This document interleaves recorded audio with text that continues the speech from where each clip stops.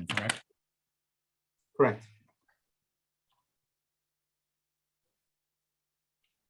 Welcome to today's webinar on ways to get connected to Penn State University's Resources for Industry.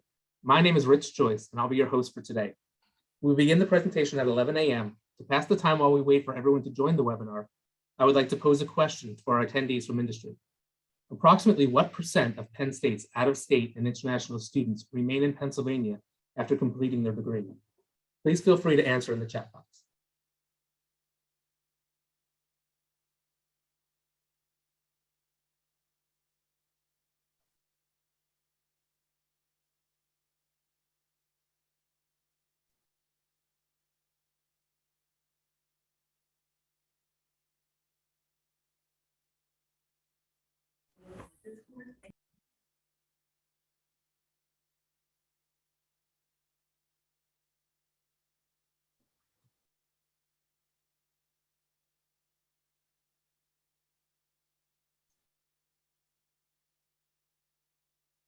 We have a couple of answers.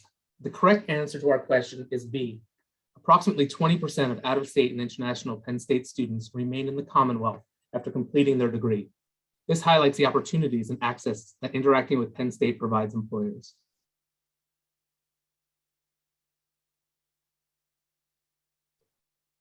I have a few housekeeping items to cover before we get started. All attendees are automatically muted with their camera turned off. If you have any technical difficulties accessing or hearing the presentation, use the chat pad and we'll try to correct them promptly. Attendees can submit questions at any time during this 40 to 50-minute presentation using the Q&A button. However, we'll wait until our Q&A period at the end of the webinar to answer these questions. This will allow us to move through the material more efficiently. If you have questions after the webinar is over, please send them to us via email at pentap@psu.edu. This webinar is being recorded and will be uploaded on the PennTAP website. All attendees will receive a follow-up email notifying you when the recording is available. To introduce myself, I am Rich Joyce, a technical advisor for Penn State. While PennTAP serves all of Pennsylvania, I work and live in the Southeast region, performing energy audits, supporting grant applications, and working on community economic development projects throughout the Southeast portion of the state. I am based at the Penn State Schuylkill campus in Schuylkill Haven, Pennsylvania. More information about me can be found on the PennTAP website. Today, we will have 4 guest speakers highlighting opportunities for industry at Penn State. Dr. Patrick Jones will present co-op and continuing education. Jesse Torba will present the Penn State Learning Factory. Brittany Peterson will discuss Entrepreneur Assistance Clinic, and Annie Hughes will provide information on the Penn State Innovation Network. We will close with a question and answer period. Before introducing our first speaker, I would like to take this opportunity to tell you a little bit about PennTAP. The Pennsylvania Technical Assistance Program at Penn State, known as PennTAP, is a statewide technical assistance organization charged with supporting Pennsylvania businesses and anchor institutions, including manufacturing, municipalities, educational institutions, entrepreneurs, and economic development agencies. We began our work over 50 years ago as one of the first technical assistance programs in the country. PennTAP focuses on helping Pennsylvania businesses through 2 primary areas of expertise: energy and operational assessments, and university and innovation connections. Through these pillars, we strive to help increase your business success and drive economic growth in Pennsylvania. You can find more information about us at our website, pentap.psu.edu. To achieve our objective, PennTAP has compiled a diverse staff with backgrounds in chemical engineering, electrical engineering, environmental science, manufacturing, entrepreneurship, and economics. Our staff includes a certified energy auditor, 2 certified energy managers, a registered environmental auditor, a renewable energy professional, a professional geologist, and 2 Six Sigma green belts. PennTAP engages in a regional approach to providing resources to the business community of Pennsylvania. This regional approach allows for our technical advisors to immerse themselves into a region and learn more about the communities they work in, with the goal of developing strong relationships with economic development partners and industry. This slide provides the contact information for the advisor in each of the 6 regions across the state. Through our energy and operational assessments, PennTAP's technical advisors perform pollution prevention and energy efficiency assessments, also known as P2E2 assessments, where we help companies decrease pollution and increase energy efficiency. Common assessments include lighting, compressed air, motors and pumps, and building envelope. The P2E2 assessments are completed at no cost for manufacturers under 500 employees. The E3 assessment builds on the E2 assessment by incorporating a continuous improvement exercise on a chosen production line or process in your facility that provides for an increase in operational and energy efficiency. The United States Department of Energy's ISO 50001 Ready Navigator program enables companies to implement a tailored energy management system, which provides the framework to integrate energy efficiency into your existing management system.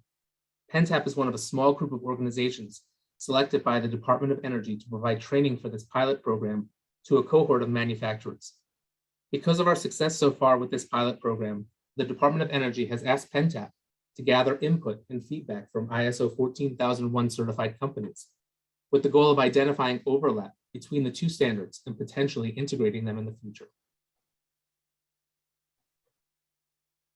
Beyond energy, we work closely with our clients to understand the full range of their business needs and facilitate innovation by creating connections back to the university and our vast network of resource partners across the state. PennTAP can provide your business with no-cost and low-cost opportunities to engage with Penn State students, faculty, and facilities. Penn State classroom projects and Capstone courses provide great opportunities for companies to tackle complex problems using classroom knowledge in world-renowned facilities. PennTAP has enabled connections to the university for a variety of industry-sponsored projects, including product development through prototyping at the Learning Factory, improved production flow through Six Sigma student projects in the industrial manufacturing engineering classroom, and growth into new markets with market research completed by the Smeal College of Business Nittany Lion Consulting Group. Many of these classroom and capstone projects are completed at no cost to the company. Partnerships between Penn State research and businesses are vital for manufacturing innovation and growth of the entrepreneurial spirit in the United States. PennTAP helps to facilitate these partnerships through introductions of our clients to university faculty and staff. PennTAP also works very hard to connect our industry clients with research partnership opportunities, such as the Manufacturing Pennsylvania Innovation Program, which is a collaborative effort between state government, academia, and industry to drive new technologies and processes in the manufacturing sector. The Small Business Innovation Research Program funds small businesses to stimulate technological innovation to meet federal research and development needs and increase commercialization. PennTAP's direct connection with Penn State researchers allows us to make the right connections to faculty for small businesses to meet the requirements for university participation in the program. Be sure to check out our upcoming webinar this fall when these programs will be discussed in detail. PennTAP also maintains relationships with a wide range of resource partners throughout the state. These resource partners bring different tool sets to complement PennTAP's suite of services. Our resource partners include small business development centers, industrial resource centers, Ben Franklin Technology Partners, chambers of commerce, local development districts, and others. With PennTAP, with technical advisors in every region of the state, PennTAP can help you make personal connections to the economic development representatives working in your area. Our relationships with these partners are vital to Pennsylvania businesses.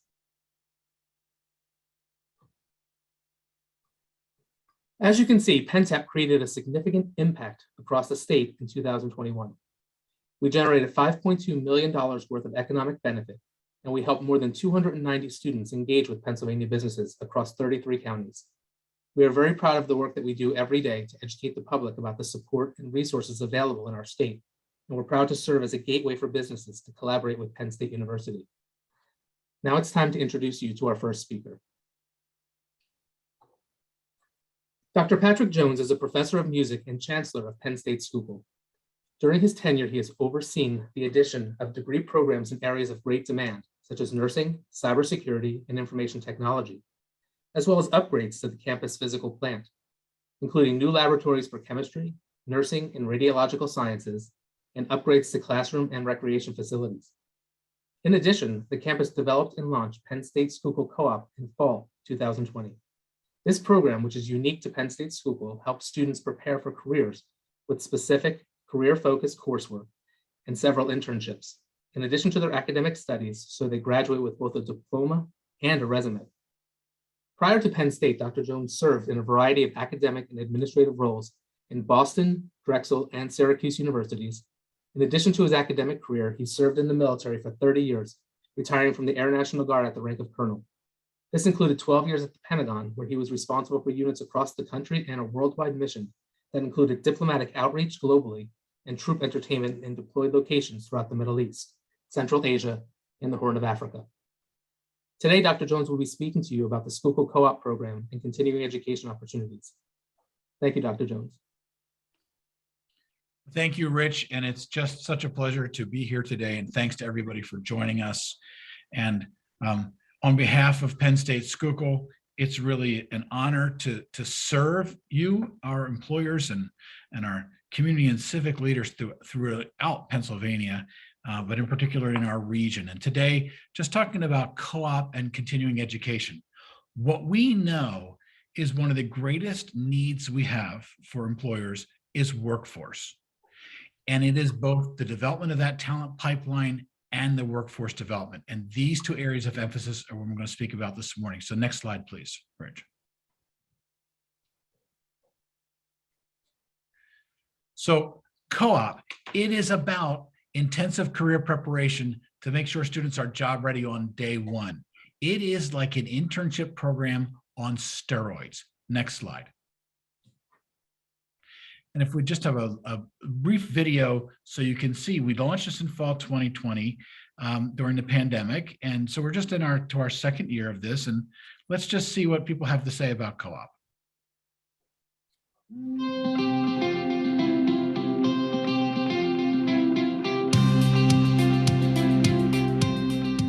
My name is Dominique Hughes. I'm a third-year student majoring in corporate communications. My first internship was at Independent Dock and Door, a local garage door company located in Ringtown, Pennsylvania. I currently intern with the Schuylkill Chamber of Commerce. So prior to joining the Schuylkill Chamber of Commerce, I always had in my mind that I wanted to be a wedding planner. I quickly realized working with the event director at the Schuylkill Chamber of Commerce that this was probably something that I found to be more attainable towards my dreams of a career.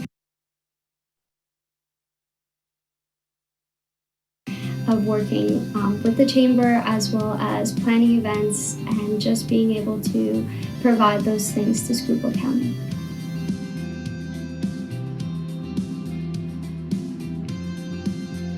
Dominique has been a real blessing for us. She's a wonderful individual, a very brilliant young woman, and we love working with her. She really did bring so much to the table for us. She was wonderful with just even talking to our customers, interacting there, but also helping us shape a couple different workflows in our company with communicating with our service technicians and communicating with upper management.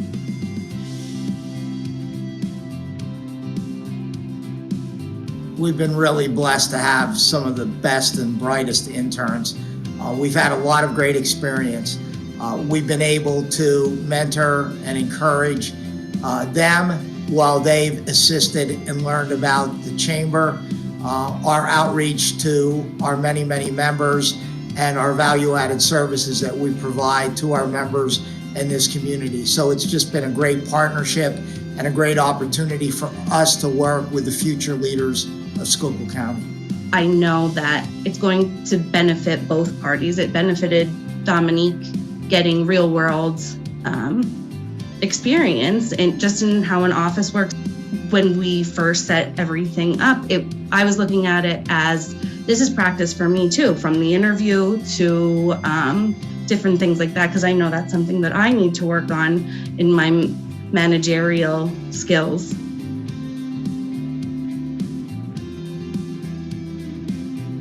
I think we've all developed our careers because someone took the time to mentor us.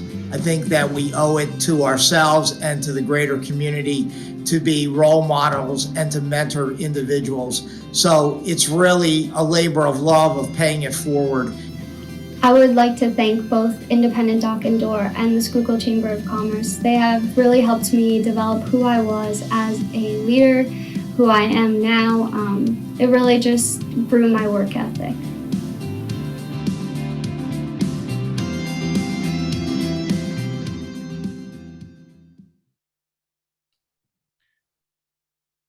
Next slide. So as you hear in that story of just one student, it is about working together. Cooperative education is not just an internship program where we at the university then just send a student to you. It is working together. And this program is a four-year undergraduate elective program. Students choose to join it. We alternate classroom and workplace experiences so that by the time they graduate, they've had 3 internships, one for 3 months, one for 3 months, and one for 6. So they get 12 months of employer experience before they graduate. And we include then career preparation coursework and soft skills development in areas that employers say that they see in their workforce needs. Working in teams, problem solving, communicating in writing, communicating orally, those kinds of soft skills. Next slide, please. And this is how that works. So the first year, the students come in, they take their foundational courses in career development, and they're things like interview skills, resumes, cover letters, job. They do the search for the first internship, and then in summer 1, they have a 3-month full-time internship. They come back in the second year, and again, as I mentioned, they're working now on soft skill development. They're reflecting on what they learned in the summer with their internship, and now how do they improve those soft skills? Then summer 2, another 3-month internship. Then year 3, they're now in their major courses, and their career skills become more specific for their major. And then they go out for 6 months, either 6 months full-time if they've planned it, or 3 months full-time, 3 months part-time while they do their senior year. And then after the 4th year, they graduate. Next slide, please. And these are just some examples of some of our students, and they have been all over the place. So Poetic Session in majoring psychology worked with special needs students in Pottsville. Corinne Ellis, interested in law. This was one of 3 internships she's done, and she was with the American Short Line Railroad Association in Washington, D.C., learning how to advocate on Capitol Hill, policy making, that kind of thing. Lucas Silva from Brazil actually did an online, a distance internship from Brazil with a high-tech company in Los Angeles. Sean Duffy, a criminal justice major interested in law, interned with the Bucks County District Attorney's Office. Dominique Hughes, you just met, and Karina Garcia, criminal justice, interned with the Houston Police Department, where she did ride-alongs, and because she's fluent in Spanish, did interpretation for police officers. So you just see from these 6 examples, quite a diverse group of experiences for our students and for their employers. Next slide, please. So the employer join our consortium. You join our consortium of co-op employers. It doesn't cost you any money to join it. You become part of our team. You receive a dedicated point of contact, assistance with posting your jobs and recruiting students for interns. You build a talent pipeline of new job-ready employees, and working together, we help create and retain a robust regional workforce. Next slide. As I mentioned, we have a consortium. We now have 72 employer partners. It is a true partnership. So you can attend events to recruit and network. Our employer partners come in, they help with mock interviews and help students, how they do an elevator pitch or dress for success and those kinds of things. So they give feedback to the students, and then valuable feedback for us. We just had, for example, our consortium breakfast, where we brought employers in for breakfast. 60 employers came, and they gave us feedback on how we can improve the program, because it is truly a cooperative venture between employers and the university. Next slide, please.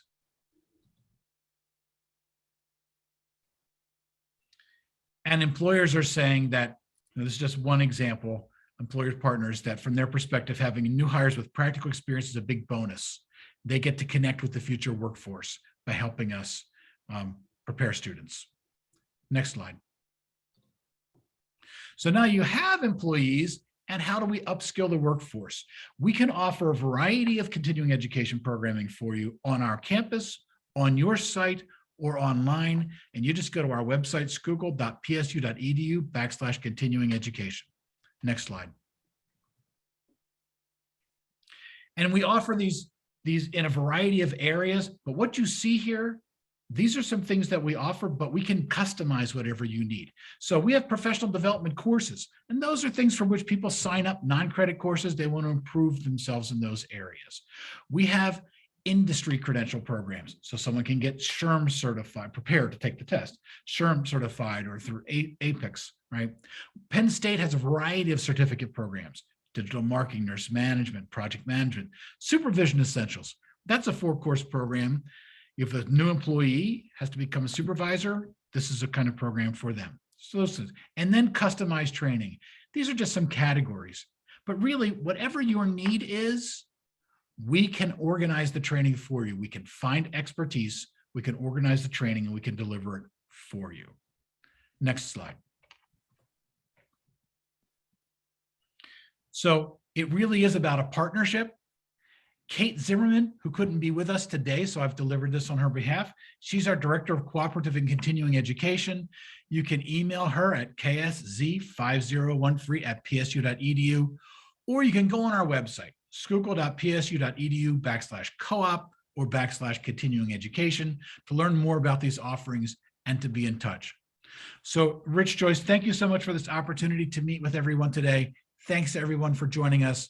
But we are here to partner with you through workforce development and talent pipeline. Thank you very much. Thank you very much, Dr. Jones. I am now pleased to introduce you to Jesse Torba. Jesse is the Industry Relations Coordinator at the Bernard M. Gordon Learning Factory. He coordinates incoming projects for the Penn State College of Engineering's Learning Factory, the largest interdisciplinary capstone program in the world.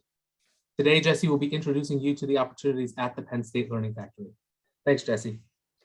Thank you, Rich. Hello, everybody. Good morning, and thanks for being here to listen to us today. As Rich mentioned, I'm an industry relations coordinator at Penn State main campus in the dean's office. My largest responsibility is to coordinate incoming projects for the Learning Factory Capstone program. Information right there. Please feel free to check out our website at lf.psu.edu. You can submit projects there, learn about what it takes to be a good sponsor, view previous projects from our online showcases. Basically, all your questions can be answered there, and if not, feel free to contact me. Next slide, please. And as Rich mentioned, we are the largest interdisciplinary capstone program in the world. Each year we complete about 250 sponsored projects involving about 150 active sponsors and around 1,000 students. The basic format is teams of 4 to 6 students take on real-world projects sponsored directly and conceived by industry and academia. We have a heavy emphasis on multidisciplinary projects in this program. Over 90% of our project teams involve 2 or more student backgrounds, and over 65% of our project teams involve 3 or more student backgrounds. These are typically senior students, and this is one of the last classes they'll take in their undergraduate career. And these are 15-week, 1-semester projects held in both fall and spring semesters every year. Next slide, please.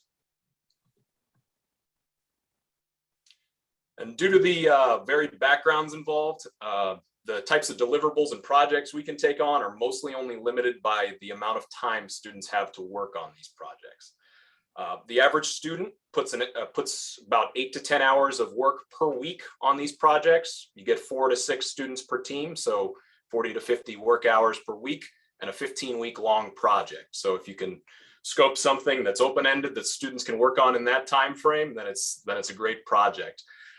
Primarily, they generally involve some kind of hands-on aspect, some prototype or something that the students are building, but they certainly don't have to. We do process improvement plans, apps, data projects, all sorts of different things. So long as it's open-ended and will occupy the students' time and allow them to really dig in and work on this, then it's a great project for us. Next slide, please. And, communicate with our sponsors quite a bit with this program to keep up and keep improving. We hear a lot about the potential benefits that they like best about it. First, students are full of the latest and greatest engineering knowledge. They are ready to impress you. You know, this is their senior project, so they often come up with some great ideas, some outside the box solutions, and some real value adds. They're also relatively cheap. These are 15-week projects involving a team of around 5 engineers. They cost $3,500. I don't know that you could find this at any other college, any other university, or with, you know, on the private sector trying to hire engineers. You assuredly wouldn't be able to get it out for this cheap. It's also a great way, probably the main reason employers are interacting with the program is to identify talent for employment, recruit our students, get their company's name out on campus. It's a great way to do that. We have a kickoff meeting at the beginning of the semester, as well as a large event at the end of the semester, a design showcase where they can interact with all sorts of students. And it's also a great way to build in some project management experience for some of your more recent hires, your junior engineers. We often see recent Penn State grads being put in charge of a student project their first year hired with a new company. It gives them all the hallmarks of a standard project management experience with defined roles and timeframes without it being something mission critical. So it's a great way to develop your employees. And it's also kind of a front door to the College of Engineering and the larger university population. You get to interact with all sorts of different people. You meet people like me who can help guide you through the network. And yeah, it's a great benefit. So next slide, please. So in addition to the Learning Factory, which is, as well as being the name of our program, as it is a physical space that exists on campus, the students have tons of resources that they can call into action for this. They are senior level at this point, so they've found out about all their home labs and they've interacted with all sorts of departmental faculty. So basically, most of the university is open to these students to use in support of these projects. The Learning Factory building itself started its life as a mechanical engineering machine shop. So presses, lathes, both manual and CNC, band saws, all sorts of welding things, all well represented in the shop. They have a number of different additive manufacturing machines, ranging from simple plastics to harder materials, rubbers, papers, even metals. They have a materials store that they can pull from, as well as a budget to buy. This is provided from your dues for the project. They have a $1,000 budget to buy materials or have things machined should they require that, or buy lab time in another facility. The Learning Factory has a wood shop, vented paint booth, and electronics enclosure. And as I mentioned, truly most of the university is available to us. If you see something, you think your project might require something that's a bit, outside of what the Learning Factory building itself has, your best bet is to get in touch with one of us earlier on in the process, just so we can make sure we get a good start and we have all the resources set up for you. Next slide, please.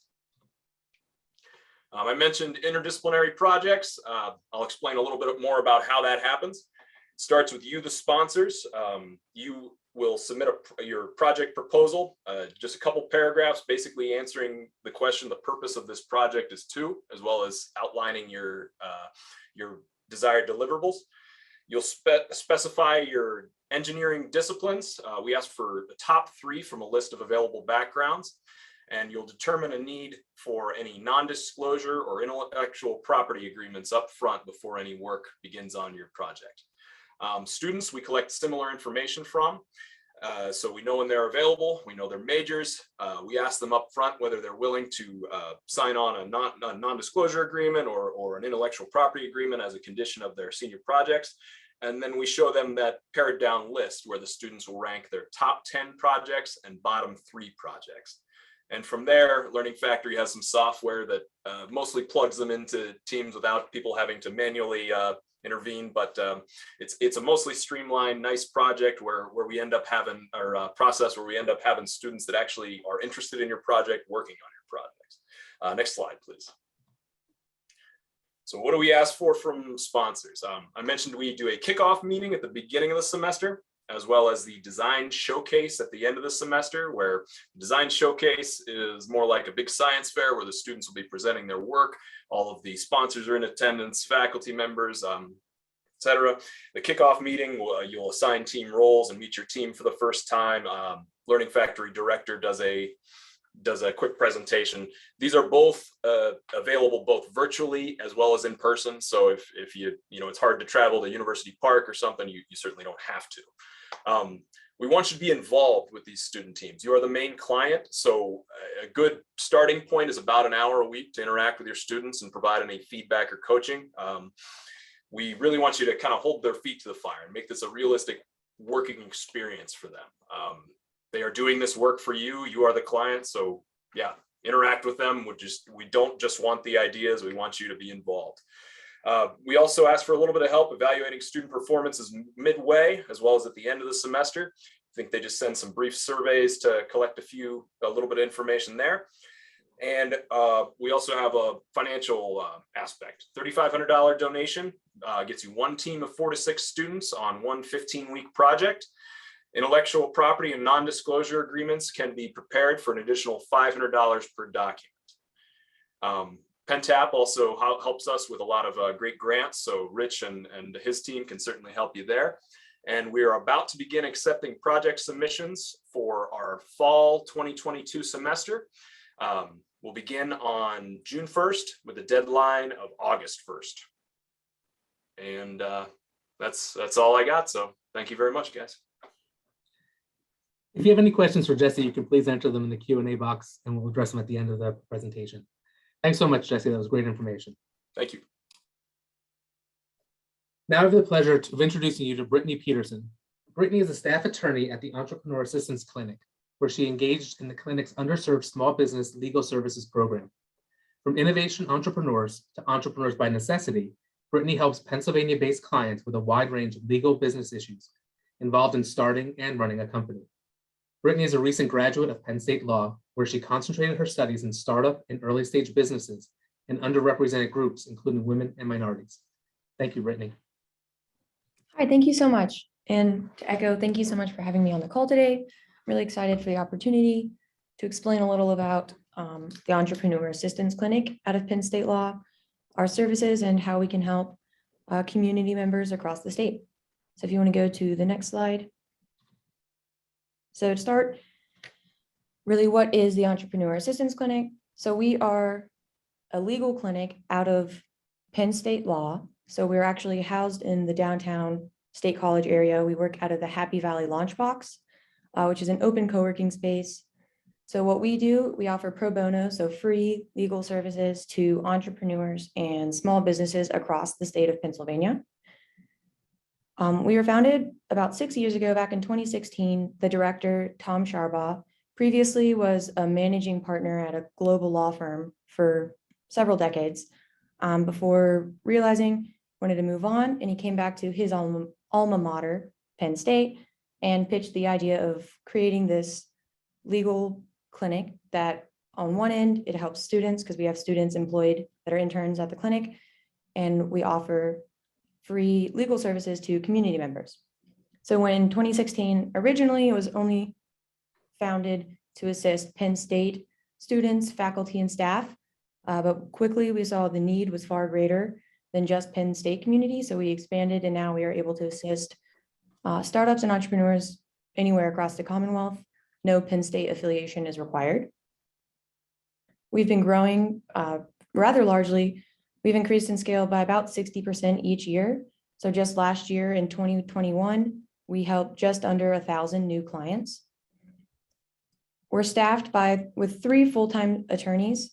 So there are 2 staff attorneys as well as the director, Tom Sharbaugh. Each semester, we have roughly 20 students interning with the clinic. And then we also hire students over the summer to work so that we're operating year-round. We do close for about a 3-week period twice a year during exam periods and graduation, of course. Since we do use students as the interns, they obviously need to take a break during the exam period, but open up quickly after. So for the most part, we're operating full-time year-round. Who our clients are, as I said, there's no Penn State affiliation required. So we represent any and everyone. So from students, faculty, community members, what we call innovation versus necessity entrepreneurs, Micro businesses are our main bread and butter.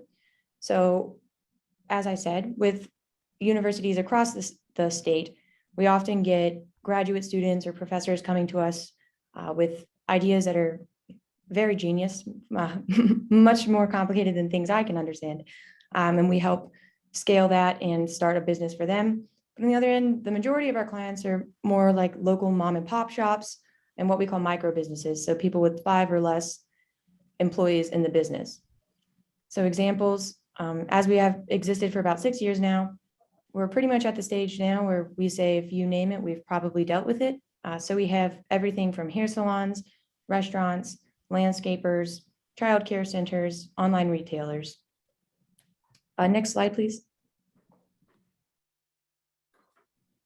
So how the clinic works, we have an online intake form. Anyone across the state can fill out and request legal services. So in that intake form, it asks a few minor questions or basic questions about the business idea, and what types of services you're requesting from us. From there, we have weekly clinic meetings with the students. During the school year, they're weekly. Over the summer, of course, as students don't have other classes, they're here full-time. But for the most part, we have weekly clinic meetings with students where new clients are assigned out to students. Students then come back after they'll reach out to the client, have an introductory meeting to engage with the client and understand a little more about what the client needs from us. From there, the student comes back to the intro meeting or comes back to the clinic meeting and tells the staff attorneys and the director how the meeting went, explains what the client wants from the clinic, what services they're looking for.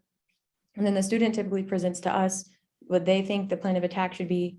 And then the staff attorneys will go over that plan with them to make sure they're on the right track. From there, we'll sign an engagement letter. So that engagement letter will formally represent the relationship that we are representing this client. That has to be signed off on by the director, sent out to the client. Once the client signs and returns that engagement letter, then we can begin formally representing the client. Next slide. So a little about the services we offer. As I said, we are a free clinic, so we do not charge our clients anything. Any fees that would be given to the clients would just be associated with state filing fees. So if you're filing for a new company, LLC, corporation, the client would have to just pay that online fee, but not to us directly. Some of the most frequently encountered issues we have are going to be choice of entity and entity formation. So in the lifespan of a business, we're dealing with really baby and infant companies. So a lot of people come to us really in the business idea stage, where they have maybe a new idea that they want to commercialize and we can help form a business. Or for a lot of people, we have clients that have just maybe been doing something as a side hustle. They've been full-time employed elsewhere and just perhaps, for example, selling jewelry on Etsy just as a side gig. And now they're ready to really commit to that and have that be their full-time. So we help discuss with them different entity options. Typically, I would say more than 90% of our clients, an LLC is the best fit. Corporation can become a better fit if there's investors involved. So in addition to entity formation, the next biggest thing we're going to do for clients is going to be contract drafting and revision. Typically, contracts fall under 2 categories: organizational and operational contracts. So next slide. So those organizational contracts, as they sound, are types of contracts necessary to formally organize the company. So that'll be things, first and foremost, the state filings required to get an LLC or a corporation. But more than that, we're going to help also with things like founder and initial investor agreements, shareholder agreements, operating agreements for an LLC, or bylaws for a corporation. We also do, that other category of contracts is going to be operational. So as the name suggests, think of contracts necessary to keep a business in operation. So we'll do commercial real estate leases. We'll review for clients, help them understand what they're signing on to, or if the client's the landlord, we can help draft the lease as well. We do a lot of service agreements, employment arrangements. So that would be independent contractor agreements or employee agreements. And another service we have increasing amount is going to be with mergers and acquisitions. Typically, the size of our clients are not going to be mergers, they're going to be acquisitions. But we've done a number of asset acquisitions, a few amount of stock acquisitions as well. So we're able to draft that paperwork and talk the client through the whole process.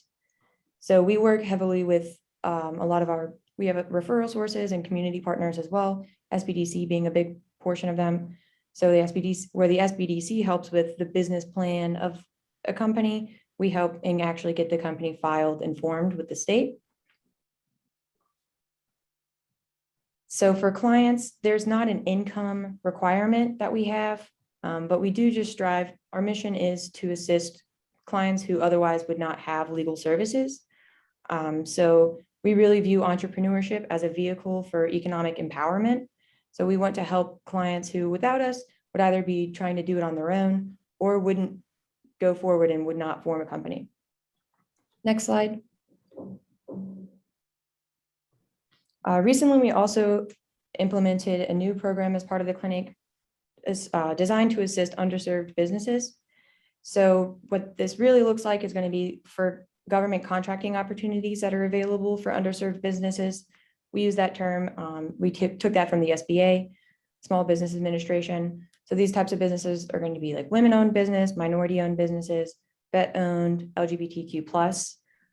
We do work with our partners across the state. There's a lot of agencies already existing that help with the certification process to be certified as a women-owned business or minority-owned.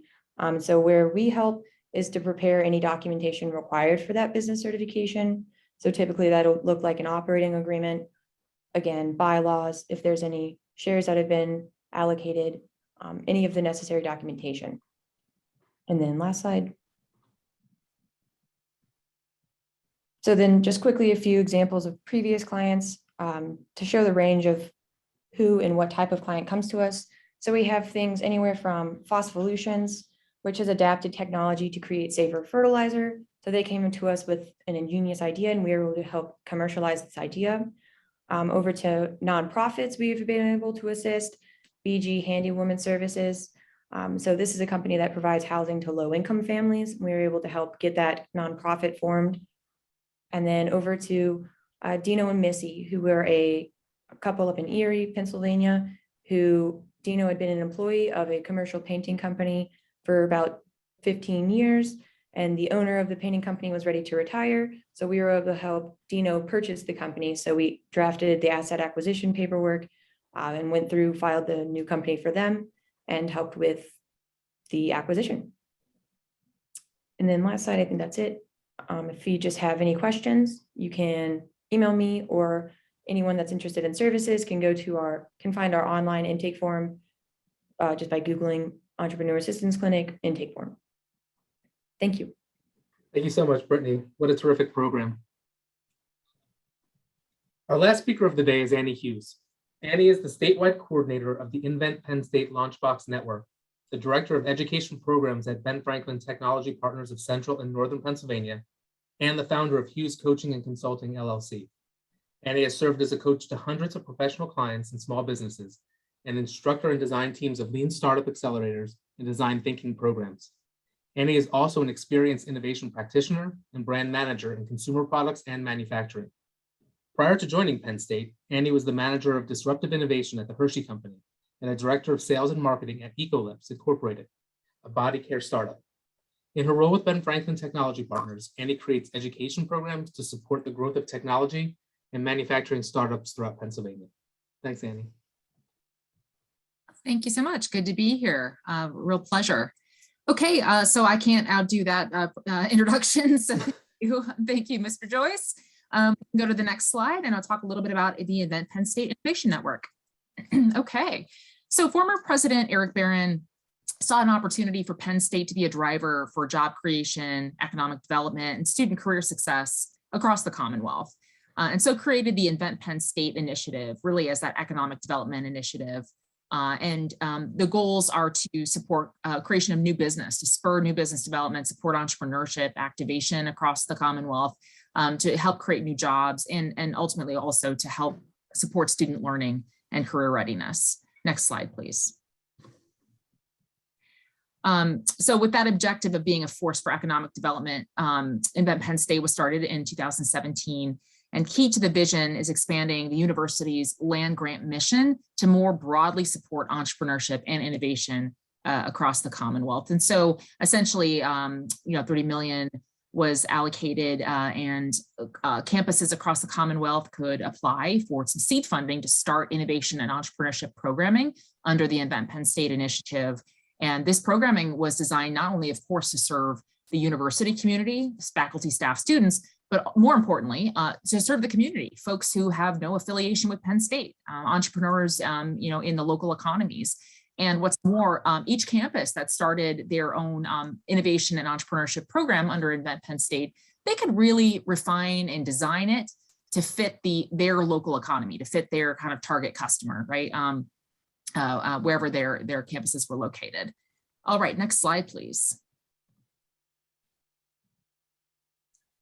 In just 4 years, Invent Penn State has launched 21 innovation spaces. Most of them are called Launchbox. Launchbox would be the Penn State brand for that community-facing innovation and entrepreneurship hub that I was talking about. So there are 21 of them around the Commonwealth, and each is designed to support that local business, startup, and industry sort of ecosystem wherever they're located. And each of these spaces received about $150,000 from Penn State to get started. And they're linked to Penn State campuses, but mostly they're located in the city centers, on the main streets of the communities that the campuses are located in. And all, as I mentioned, are open to the public, and you do not need to be affiliated with Penn State. You don't have to be an alum or a student or staff or whatever to partake in services offered by these launch boxes. Most of these, well, nearly all the services offered by the launch boxes are free as well. Next slide, please. So we're really proud and happy to have realized that currently 96% of all Pennsylvania live within 30 miles of a Penn State innovation space, and 75% of them live within 15 miles. So we've created great access to these services, and we hope to continue improving our access. We've definitely, when the pandemic hit, we definitely had the great experiment with translating a lot of our services into a digital format. And that experiment worked really well. And lo and behold, it also increased access for a lot of folks, who couldn't easily travel to our locations, even if they were close by. So we're, continuing to improve our access and trying to reach groups that we don't currently reach well, particularly underrepresented entrepreneurs. That's very much a priority for Invent Penn State right now. Next slide, please. So in terms of impact, in the last 4 years, we've seen tremendous impact in our network on Pennsylvania. There were close to 5,000 entrepreneurs who have been assisted by our innovation spaces and launch boxes. 464 startup teams who have graduated from our accelerator programs, and over 300 jobs created. Next slide, please. Okay, so what do these launch boxes actually do? Each of them looks a little different from each other, but there are some common themes.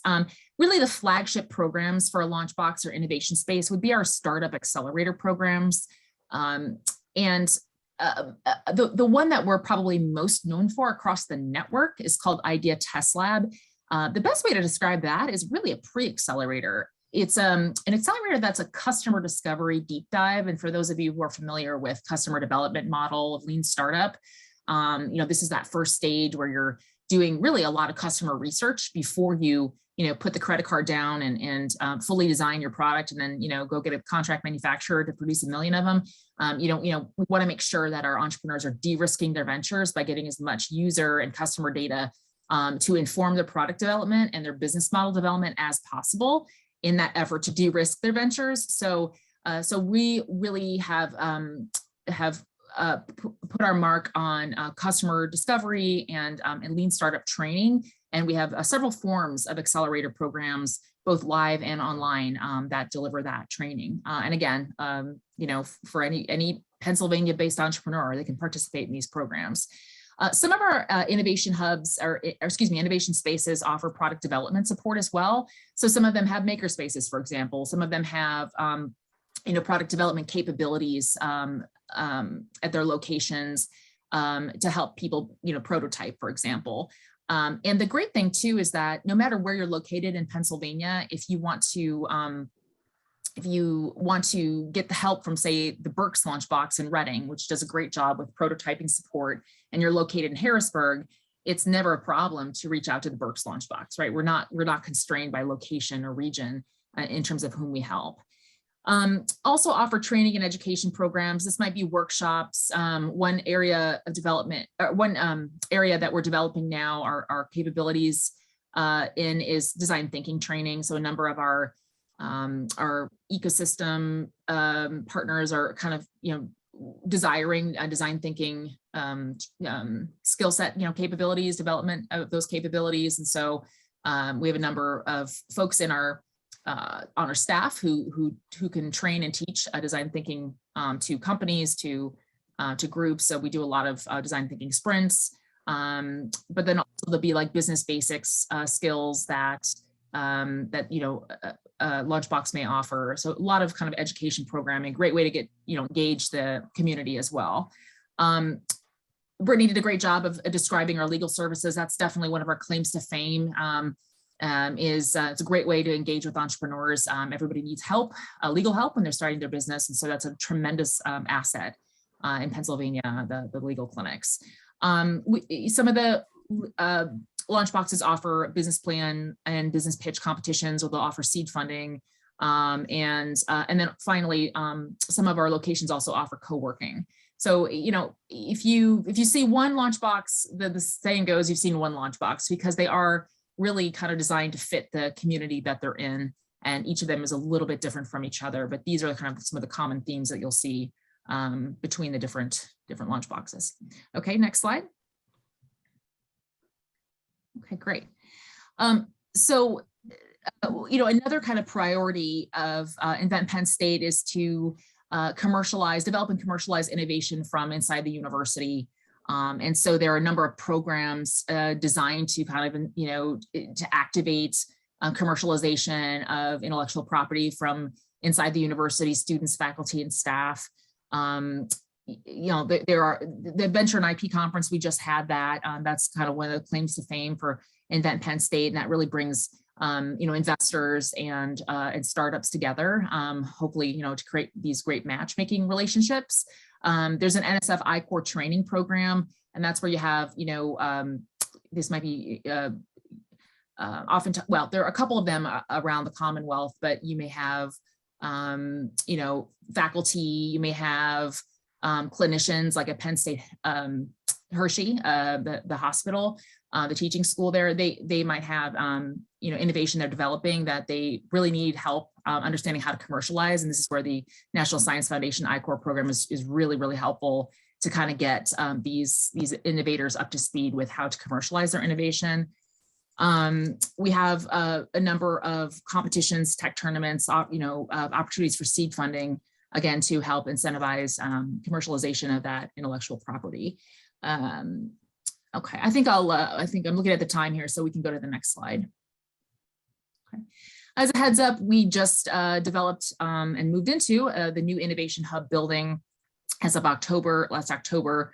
If you're ever in State College, definitely encourage you to visit it. Everything that we could kind of put into one space to truly create a hub that's related to developing innovation, commercializing innovation, activating entrepreneurship activity. We tried to kind of throw into one building. And so the Launchbox based in Happy Valley is there. There's a maker space, 3D printing lab, virtual reality lab, and a co-working, a number of other related services, and then also some related academic programs, staff are also located in that building. So it's definitely recommend you visit it if you're in State College. It's a beautiful building, a really impressive facility. Next slide, please.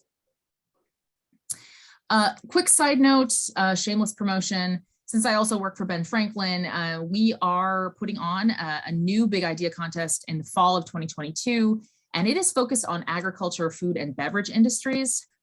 So if you work in that field, if you're an innovator developing processes, technology, innovation in agriculture, food, and bev, and any really industries that touch those things, including supply chain, testing, sustainability, soil health, for example, packaging, anything that touches agriculture, food, and bev, you probably are in scope to apply. So please visit bigidea.benfranklin.org to learn more. We're really excited about this program, partnering with PennTAP, partnering with the SBDCs, the Penn State School of Agriculture, and a number of other partners to get the word out. So, so do check it out and do apply if you're in those fields. And I think next slide, please. Okay, if you're interested in learning more about Invent Penn State, you can reach me, ahughes@psu.edu. I'm happy to talk to you. And one thing I neglected to mention is that partnerships with industry are part of the cornerstone of Invent Penn State as well.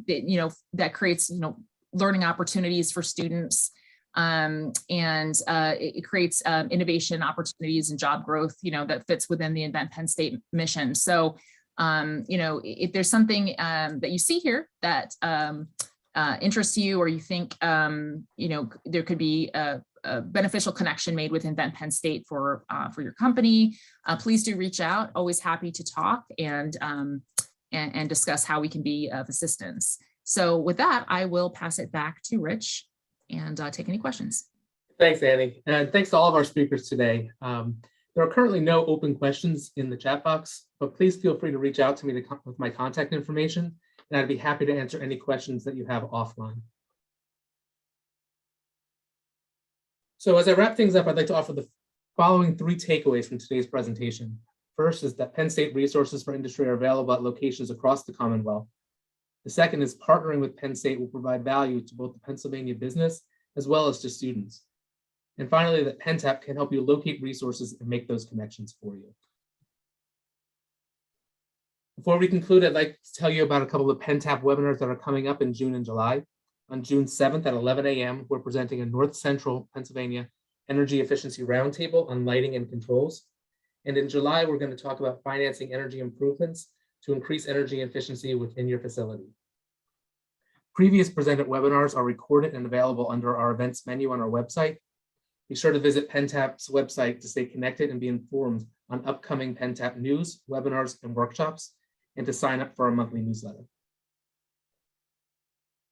I'd also like to tell you about a couple of upcoming events at Penn State. On May 24th and 25th, the College of Engineering's Industry Exchange brings together industry, Penn State faculty, and government agencies to jointly explore collaboration opportunities for research and student engagement. And mark your calendars for opportunities to recruit Penn State graduates. This year, the Fall Career Days occur from September 13th through the 16th. Here's my contact information. Thank you so much for attending today's webinar, and thanks again to all of our wonderful speakers. We hope you have a great day.